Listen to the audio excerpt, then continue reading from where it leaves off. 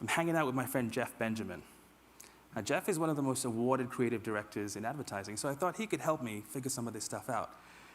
And we get to Jeff's place, and he's watching this movie, Deep Impact. Do you guys know this movie?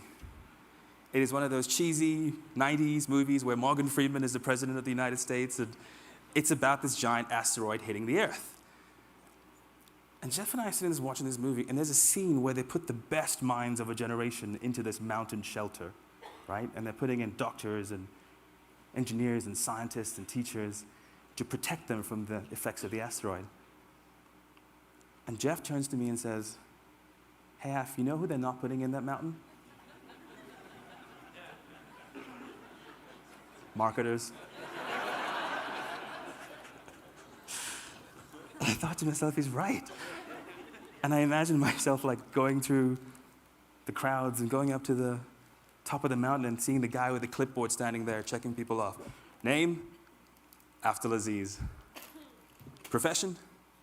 Marketing. Why should you be in this mountain?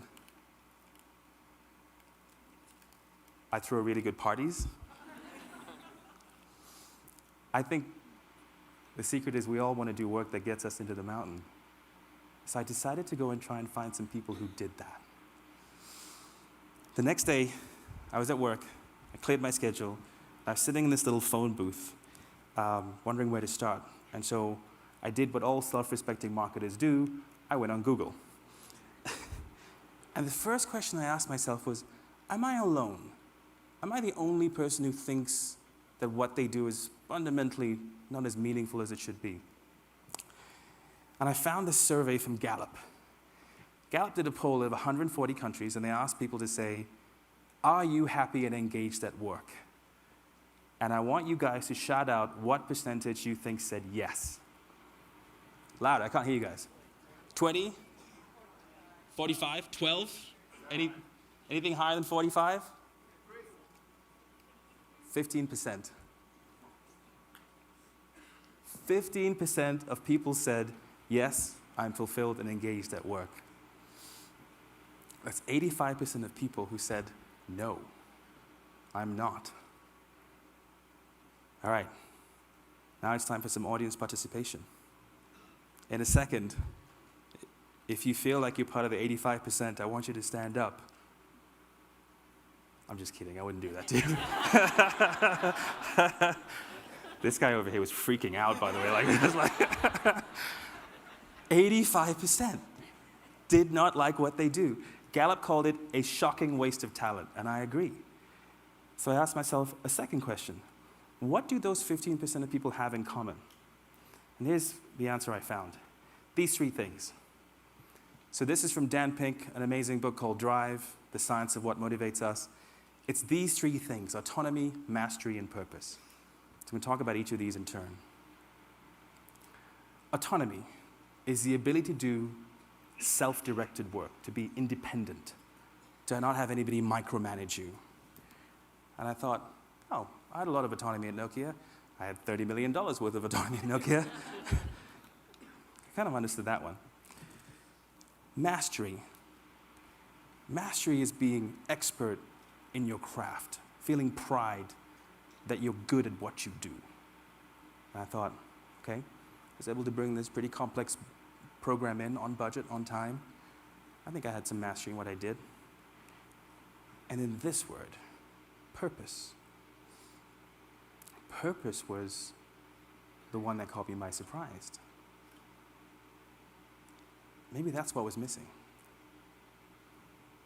I started researching this word, purpose, and I found it's common to every culture on the planet. The Japanese call it ikigai.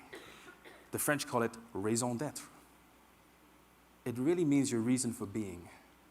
Why are you on this planet, and what are you going to do with the time you have on it? Maybe this is what was missing.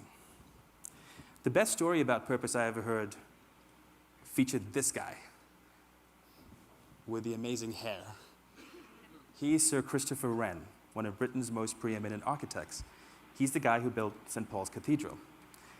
And the story goes that one day Sir Christopher decided to walk around and talk to some of his laborers, and decided to do it anonymously, maybe just by removing the wig. And he's walking around, and he's talking to some of the laborers who are working on this thing. And he meets the first laborer here, and he goes, "Excuse me, Suga. Excuse me, sir. Why are you here?" This first laborer is just sitting here, chopping away at a bit of stone, and looks up and goes, "Why am I here? Just cutting this bit of stone. That's why I'm here." Undeterred, he keeps walking. And he meets a second laborer who's there, sitting on a wall just eating a sandwich, looking off into the distance. "Excuse me, good sir, why are you here?" "Why am I here? Getting 5 shillings a week?"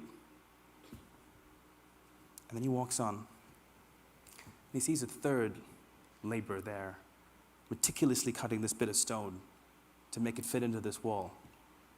And he asks again, "Excuse me, sir, why are you here?" And that guy stands up. He wipes the sweat from his brow. He goes, "Why am I here?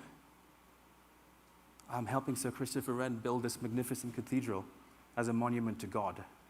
That's why I'm here."